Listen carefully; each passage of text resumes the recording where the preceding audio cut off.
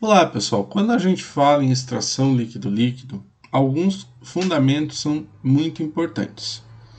Relembrando, a extração líquido-líquido é um método de separação associado ao equilíbrio entre duas fases líquidas, certo? Logo, o equilíbrio entre essas duas fases é o que vai determinar a composição da corrente de produto, certo? E a composição do rafinado. Então vejam aqui, Nós temos uma alimentação onde nessa alimentação tem alguns componentes e nós vamos dar aqui o índice, a fração como x por ser a fase de alimentação. Nós temos o solvente, onde nós temos a fase leve, y, e essa questão de fase leve ou fase pesada, como a gente comentou, Então vai estar em função da produção do extrato ou do resíduo aqui, pensando que o extrato seja o componente mais leve, mas isso nem sempre é a regra, tá? E lá no final, então, nós temos o resíduo, dado por uma composição de fração de componentes, x, e o extrato é dado com frações de componente I como Y. Tá? Então, sempre que a gente falar em solvente e extrato, nós vamos dar Y, dizer que a letra Y representa a fração dos componentes, e quando a gente falar em alimentação, nós vamos chamar de X, a alimentação e refinado, nós vamos chamar de X como a fração mássica dos componentes, certo? Bom, então, antes de nós ver como é esse comportamento, lembrando que agora nós temos três substâncias e não mais duas, como quando nós tratávamos da absorção ou de destilação, Então, caracterizando essas substâncias, nós temos o diluente, que solubiliza o soluto e tem pouca solubilidade com o solvente, essa é a ideia, pouca ou nenhuma, solubilidade com o solvente. O solvente, que é o que solubiliza o soluto, mas tem pouca solubilidade ou nenhuma com o diluente. E o soluto, que é solúvel em ambas as fases, porém, preferencialmente, ele tem maior solubilidade no solvente. A ideia é que o solvente ele seja um solvente que dilua em quantidades infinitas o soluto, enquanto que o diluente não tenha essa capacidade. Então, quando nós vemos essa relação de fases, certo? Nós temos os diagramas ternários, certo? Os diagramas ternários, eles correlacionam a composição em um ponto rico no solvente e a composição em outro ponto rico no diluente, certo? Então, conforme a quantidade do soluto vai aumentando, essas condições elas vão se aproximando. E isso dá o nosso diagrama de fases. Então, diagrama de equilíbrio que vai dar as nossas fases. Sempre que a concentração estiver acima da linha de equilíbrio, essa aqui então é a nossa linha de equilíbrio, deixa eu marcar ela aqui em destaque, tá? Sempre que a gente estiver acima da linha de equilíbrio, tá? Nós vamos ter o quê? Nós vamos ter uma única fase na região. Então, sempre que estiver acima dessa linha de equilíbrio, nós vamos ter uma única fase. E aqui dentro da linha de equilíbrio, nós vamos ter uma mistura. De tal forma que, se essa mistura estiver... Quando essa mistura for separada, então, por exemplo, aqui, quando essa mistura for separada, eu vou ter uma fase rica no componente A e outra fase rica no componente B. Ou seja, uma fase rica no diluente, tá? A qual nós vamos dar o nome de corrente de rafinado, e outra fase rica no soluto, no solvente, onde nós vamos dar o nome de composição do extrato. Por quê? Porque nessa região binária nós temos uma mistura heterogênea, e quando essa mistura é separada no decantador, nós temos então essas duas fases. Vamos entender um pouquinho mais o diagrama ternário. Então, eu coloquei um primeiro ponto aqui nessa posição, certo? Vejam que nessa posição do componente A, que aumenta nessa direção, eu tenho 0. Do componente C, que aumenta nessa direção, eu tenho 0. E do componente B, por consequência, que aumenta nessa direção, eu tenho 100%. Então, no ponto B, no ponto 1, o componente B está puro. Nesse segundo ponto, se vocês verificarem, nós já temos componente A. E quanto de componente A? Então, eu vou pegar aqui as linhas, certo? 1, 2, 3, 4, 5, 6, 7, 8, 9, 10, 11, 12, 13, 14, 15, 16, 17, 18, 19 e 20. Então, 13 de 20. Se eu pegar só as linhas principais, eu vou ver que isso aqui é 01, 02, 03, 04, 05, 06, 07, 08, 09 e o componente puro. Sempre no vértice, eu vou ter o componente puro. Ok? Então, esse ponto aqui está entre a linha do 0,6. Vejam que eu tenho que acompanhar a inclinação do eixo anterior. Tá? Então, eu vou acompanhar a inclinação do eixo anterior. Tá? Então, aqui eu tenho 0,6, aqui 0,7. E a linha está aqui, e o ponto está aqui. Certo? Em 0,75. Do componente B, então, de novo, do componente B eu vou acompanhar a inclinação da linha do anterior. Então, vejam que ela está aqui sobre a primeira linha, ou seja, eu tenho 0 do B. Por consequência, do componente C, se eu acompanhar a linha, o inclinamento da linha do componente anterior, então vejam, 0, 0,1, 0,2, 0,3, 0,4, 0,35. Então, o segundo ponto tem composição de A de 0,65 e composição de B de 0,35. Quando as linhas estão no vértice, no vértice do triângulo, ou seja, o componente é puro, ou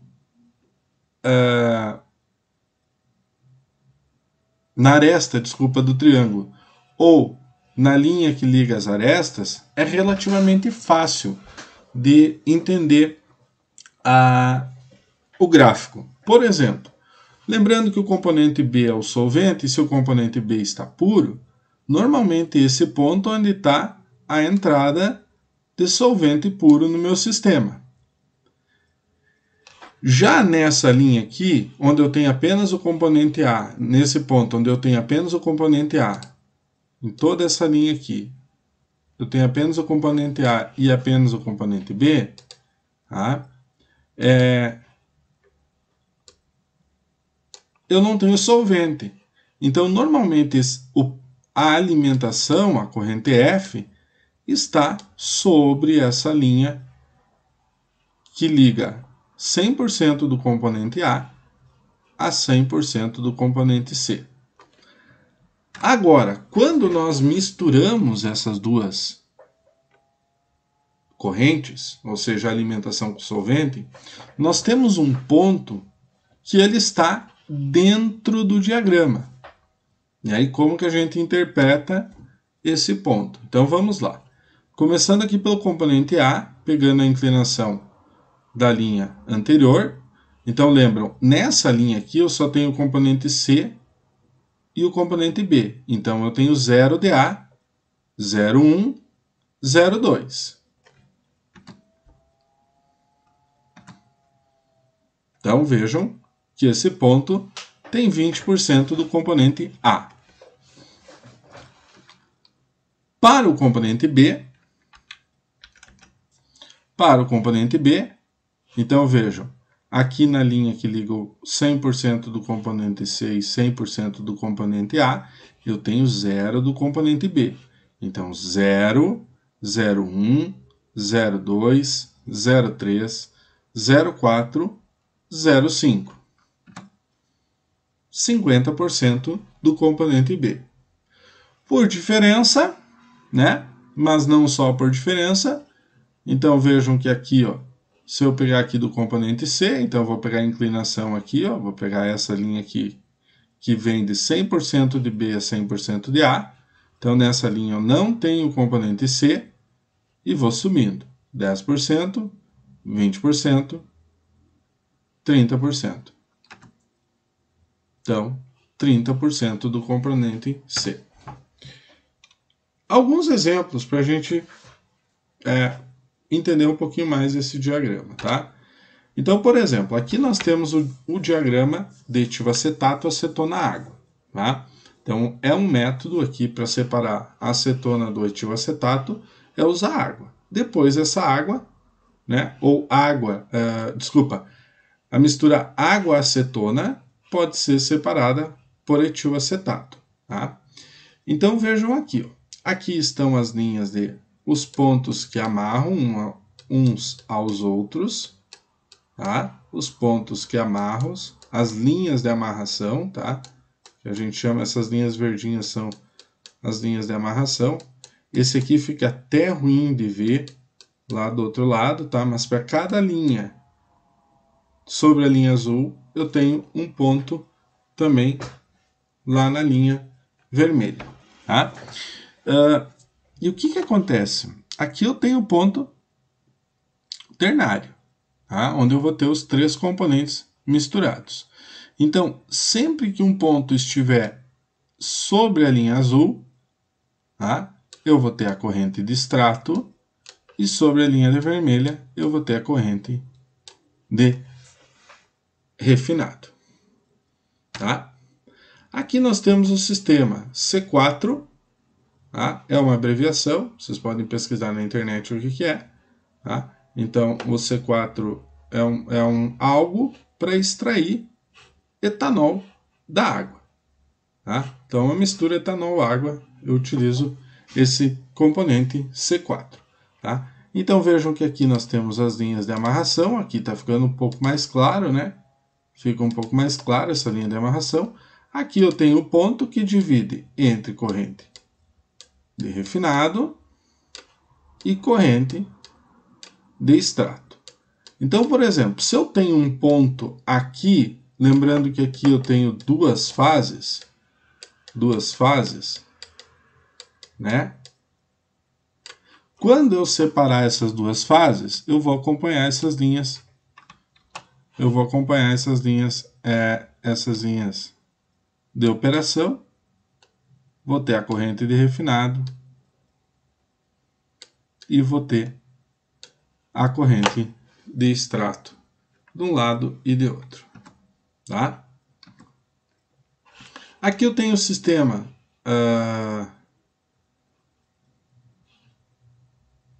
metil isobutilcetona, ácido acético, água, tá? Então utilizar água como solvente para separar ácido acético do metil isobutilcetona, tá? Então, de novo, aqui eu tenho o ponto que divide a corrente de refinado, a corrente de extrato, tá? Possivelmente os pontos em triângulo aqui são os valores observados na literatura, e aqui deve ter tido algum tipo de tratamento, onde um autor aqui queria ver qual era o efeito disso. As linhas de operação, e de novo, vamos supor que eu tenho um ponto aqui, né? Esse ponto interpolando entre as linhas de amarração, tá? Eu vou ter a composição do extrato e a composição do refinado. Aqui outro diagrama do ácido acético água, etilexilacetato, 2-etilexilacetato, tá? Então, de novo, né? Aqui assim eu vou ter, esse aqui não aparece onde é o ponto, o plate point aqui, tá? Mas ele deve ser por aqui assim, tá? Mais ou menos aqui assim, tá? Aqui as linhas de amarração, né? E de novo, né? Se eu pegar aqui os dados, as linhas em vermelho, por exemplo, eu tenho um ponto, né? Vou pegar um ponto aqui um pouco mais para baixo, tá? Então o que eu vou fazer?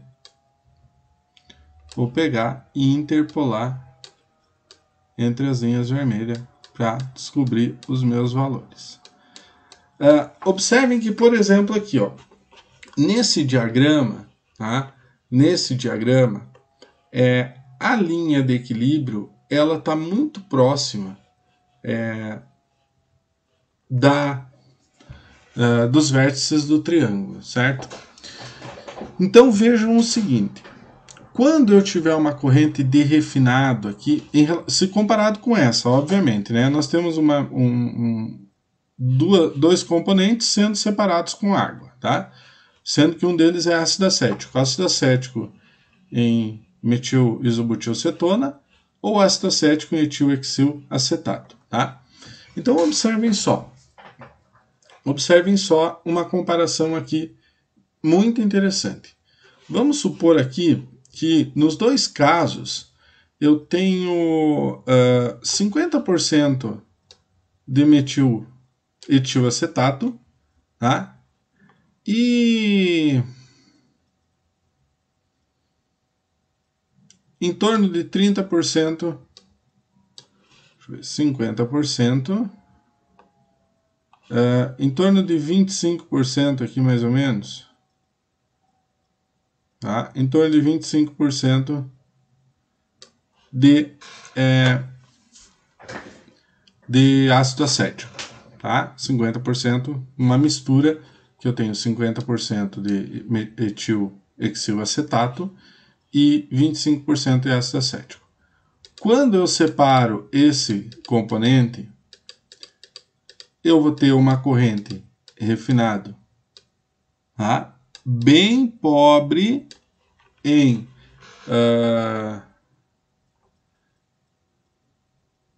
água, tá? Porque a água, eu vou pegar a água por essa linha aqui, ó, tá? Então eu vou ter bem pouca quantidade de água, assim como, né, eu vou ter praticamente zero de etilexilacetato no extrato, porque a linha de equilíbrio passa muito perto dos vértices. Se eu pegar a mesma condição aqui, ó, tá? Se eu pegar a mesma condição nesse outro sistema aqui, tá? Então, aqui eu tenho a linha de refinado, deixa eu pegar uma outra cor aqui. Aqui eu tenho a linha de refinado, tá? Aqui eu tenho a condição do extrato. Vejam que no extrato, né? No extrato, eu vou ter pelo menos aqui uns 10% de metil-isobutilcetona, tá? Uns 10% de metil-isobutilcetona, tá? E no refinado, tá? E no refinado, tá? Eu vou ter aproximadamente também uns 10% de água. Ou seja, né? Quanto mais próximo a linha de equilíbrio for dos vértices do triângulo, né, mais puro vai ser no solvente o meu refinado, né? E no extrato do meu diluente.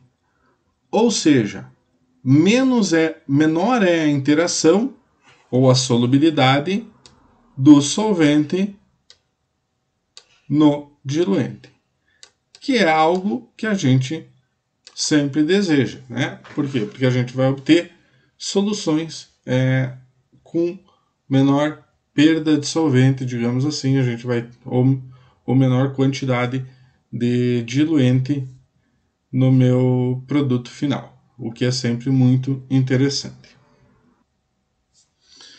Bom, existem outras representações gráficas para os diagramas de equilíbrio ternário quando a gente fala em extração líquido-líquido, né? Então, esse aqui é o diagrama ternário, né? Que a gente acabou de verificar e estudar ele, né? E uma outra representação da linha de equilíbrio é através do diagrama retangular. Então vejam que nesse diagrama retangular eu tenho aqui no eixo X a água, tá? Aqui no eixo Y o ácido acético, tá? Solvente, soluto, diluente, tá? Como que é o diluente? Então, quando eu tenho 100% de ácido acético, né? Então, nessa linha aqui é o 0% de diluente, tá? Então, o diluente, ele cresce perpendicular a essa linha. E depois nós vamos ver isso com calma, tá? Então, vejam, por exemplo, tá? Então, vejam, por exemplo, aqui nós temos também as linhas de amarração, né? Então, aqui é como a água é o diluente, eu vou ter a minha corrente de extrato, desculpa, a minha corrente de refinado, tá? Aqui eu vou ter o meu extrato, né? Porque o éter isopropílico é o solvente, tá? E aí eu tenho as linhas de amarração. Bom, então, por exemplo, se eu pegar um ponto aqui, tá? Vou pegar um ponto simples aqui.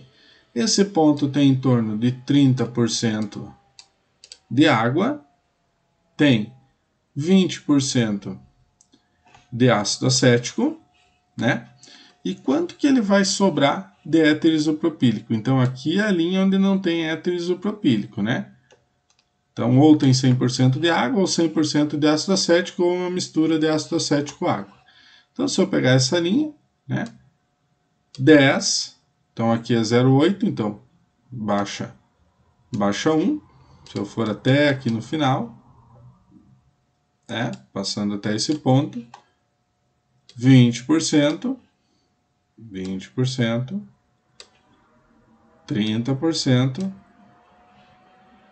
até aqui 30%, 40%, 50%.